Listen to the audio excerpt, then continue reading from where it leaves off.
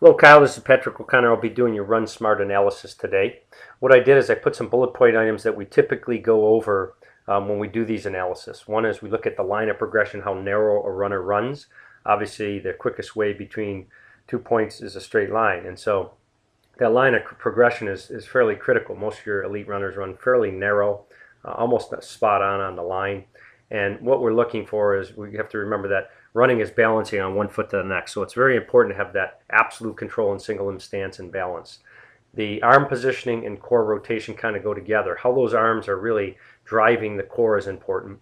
How well we stabilize on our hip when we're in that single limb stance. Hip control, lateral hip control particularly is important.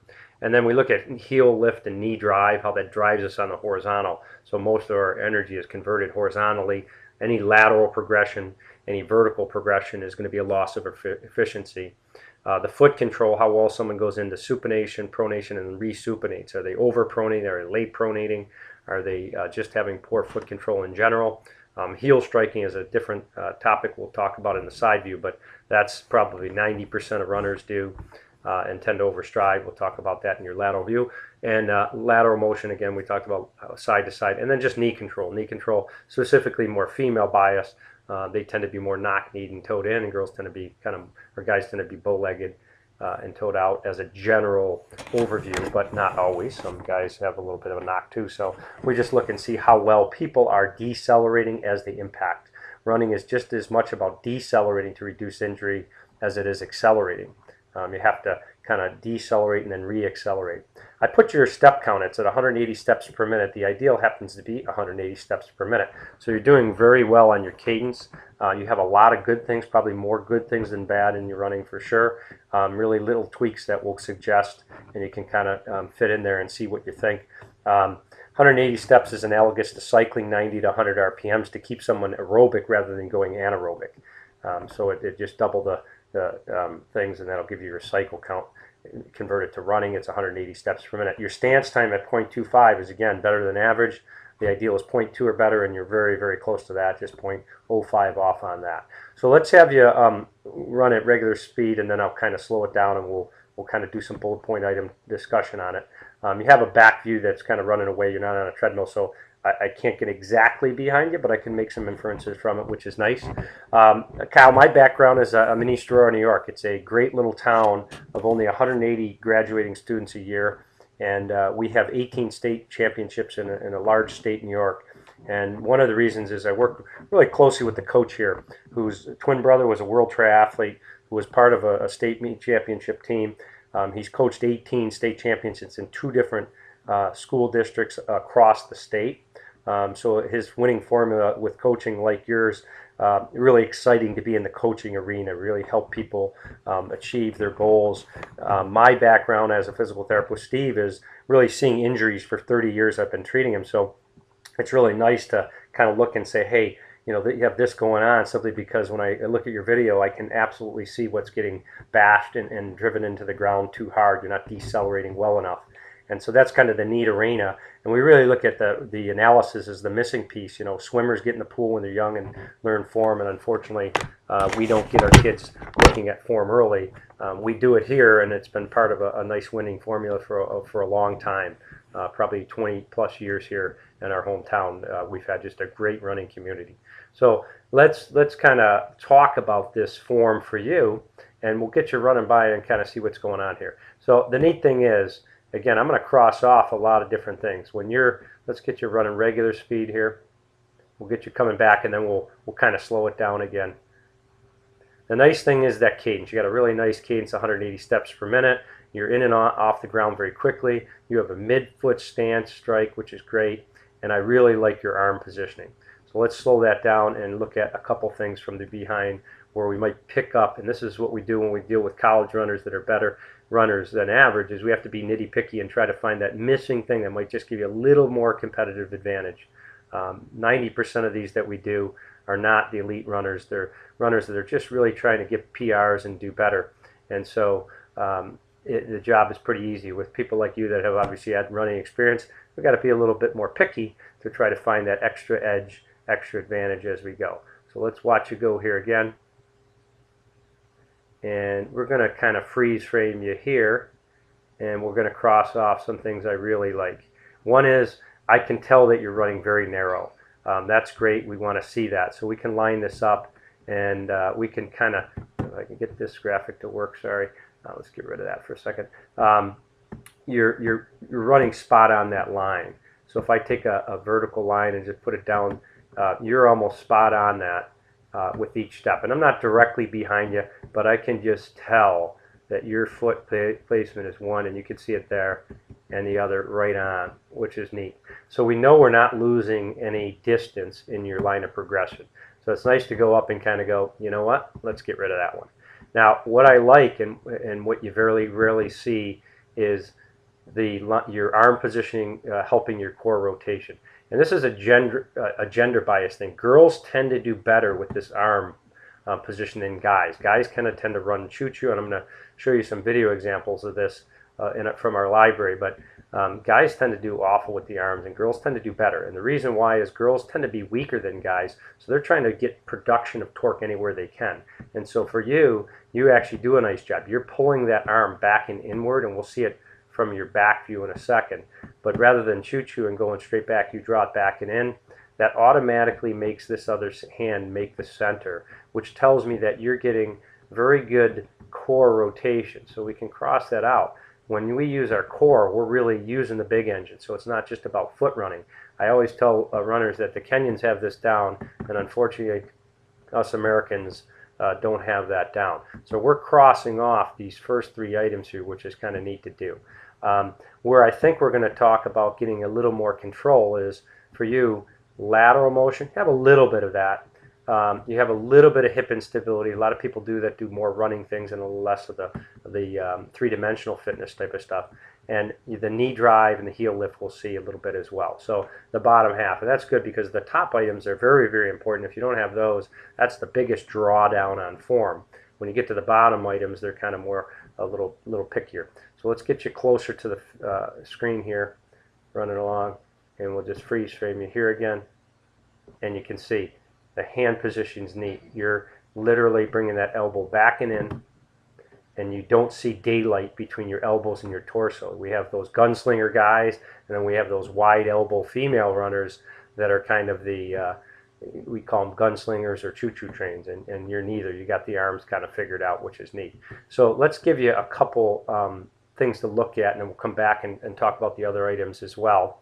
I'm going to show you just a female version of the arms because you have that going pretty good. And I have a professional runner. She was a All-American steeplechaser, and I have another film from overhead of a runner who was running very choo-choo train, and we'll kind of look at those because that talks about the hip, the control and rotation. And then I'm going to show you what typically where people start to lose the hip control, because I'm gonna have you run the other way, and we're gonna look at your hip control in a second, because I want to look at hip stability for you, and then we're going to look at lateral motion and a little bit of the heel lift knee drive from the back view. So when you come back through again here, let's get you going again. Gotta find you here. You got the when we have people on the treadmill, I can go right through this here. I have to try to keep you close so we can see what's going on here. So let's get you here, and we're going to freeze frame it in single limb stance right there. Let's get rid of this. Okay. So for you, in the hip stability, when you enter the ground here, you have just a little bit of lateral motion. In other words, you lean over to the right side, the side that you're loading. That's pretty typical, more common in guys than girls, and your hips stay pretty level here. So you can see that on the right side, you stay pretty level in the hips when you're entering on the right. So that right side landing is compensated, that is the weakness in the outside glute medius and minimus here is compensated by you just tipping to that side. And so that's a compensated side. When you enter, we'll see here on the left side, it's a little bit uncompensated. So you can see that the hip drops on your right on this side, doesn't stay level. That's because all your superincumbent body weight is off to the right. And you don't have enough time to rock back and forth because you've learned that line of progression is narrow. But it does tell me that you're weak on both the right and left hips, which most runners are. They run straight lines. We're not running under the tennis court as much. But you have two different, one is a compensated hip weakness on the right where you lean to that side, and on the left it's uncompensated, as you can see the hip drop here. Again, you see the elbows are nice. You're hiding the daylight and you're pulling the elbow back and inward, which is what we want. So the first line of business for you is try to stabilize those lateral hips. You know, we have a lot of things online to do that. Our boot camp is specifically designed to do that. Really go after that core muscle and that single limb stance at the hip for sure, particularly the lateral hips. So if we talk about gains for you, it's going to be reducing the lateral motion to the right that you see and the hip drop on that left side. So we have hip stability and lateral motion kind of going together for you. All right. When we look at heel lift, you're doing pretty good with that. We'd like to see you probably get the heel lift a little higher and the knee drive a little higher as well. And we'll see that more from the side view. You're getting close to the crease of the back of the knee. From your side view, it looks like you're just a little short of that, and that decreases your horizontal drive, and we can pick up some efficiency there, which is nice to see. So we're going to also kind of look at that grab right here, which is good.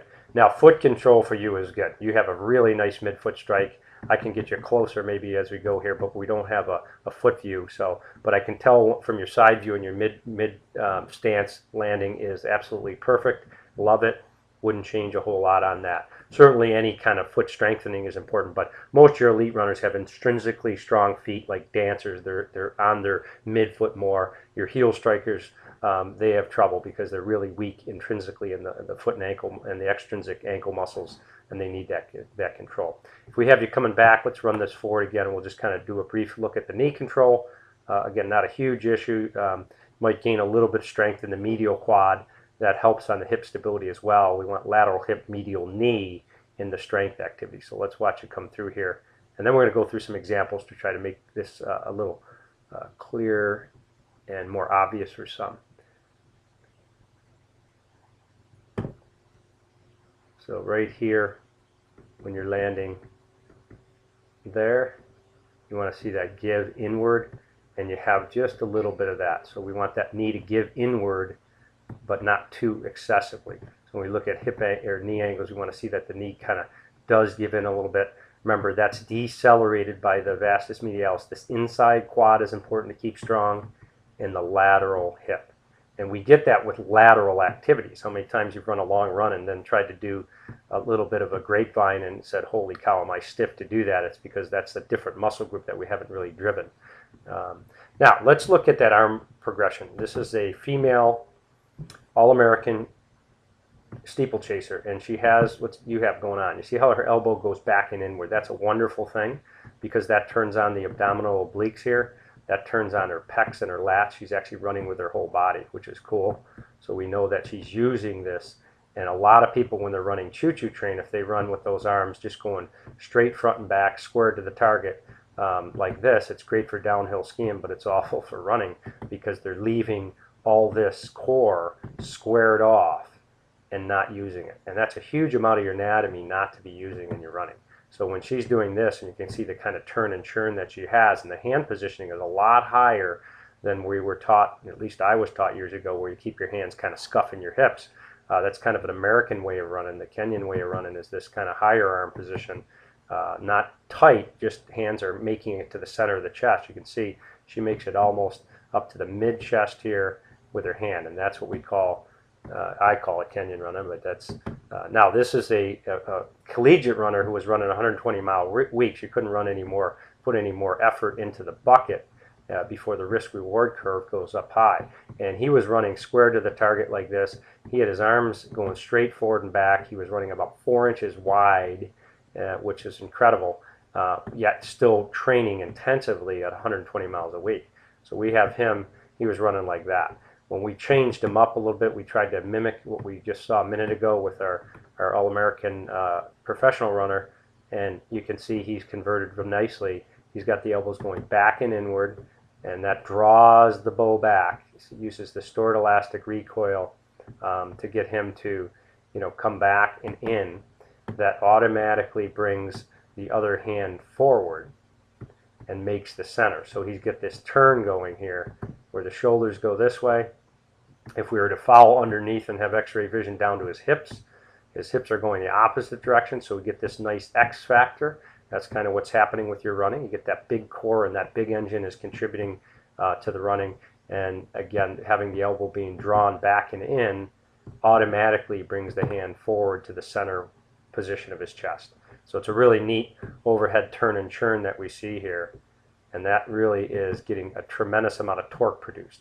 If you think about sprinters, they really rip this. That's why they're so built up in the top, because they're using that body more so. Running's just a little dumbed down version of it.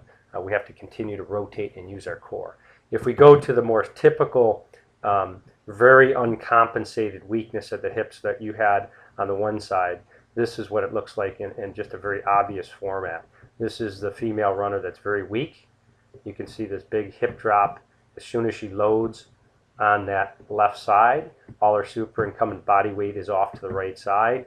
She's got a gunslinger approach. She keeps her arms really wide like that to really give her balance. It's like having a bar for the tightrope walker. And what this does when that hip drops is it drives her knee down and in. When she does that, she would kick herself. So obviously that's why you get those lateral whippers going on. So she's here, and then so she doesn't kick herself, you're going to see that foot end around.